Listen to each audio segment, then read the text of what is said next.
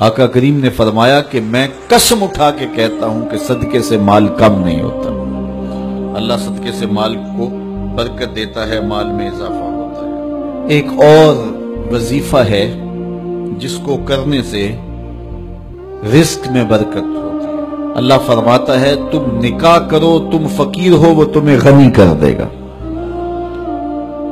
لگتا یہ تھا کہ ہم مزید ذمہ داریوں کے بوجھ میں دب جائیں گے، لیکن میرے رب کا وعدہ ہے کہ وہ تمہیں غنی کر دے گا۔ رزق کی فراخی اور بہتری کا ایک اور عمل سورہ طٰہٰ میں بیان فرمایا گیا۔ ارشاد فرمایا کہ خود بھی نماز پڑھ اور اپنے اہل خانہ کو بھی نماز پہ لگا، پھر دیکھ رزق کے دروازے کیسے کھلتے۔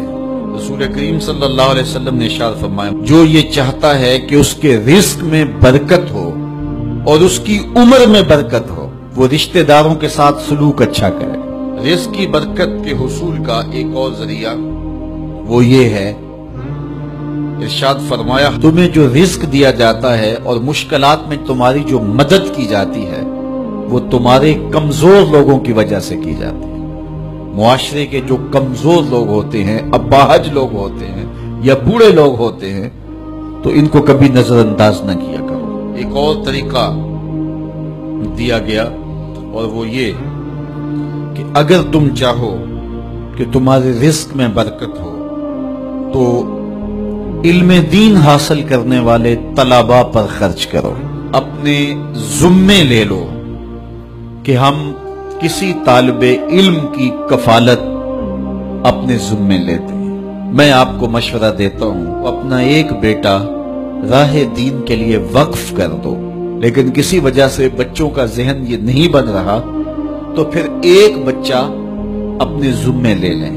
وہ اگر پڑھ گیا تو اس کی برکتیں صدقہ جاریہ کے طور پہ بھی تمہیں نصیب ہوں گی، اور ہو سکتا ہے کہ اس کے صدقے سے اللہ تعالیٰ آپ کے رزق میں برکتیں عطا فرمائے۔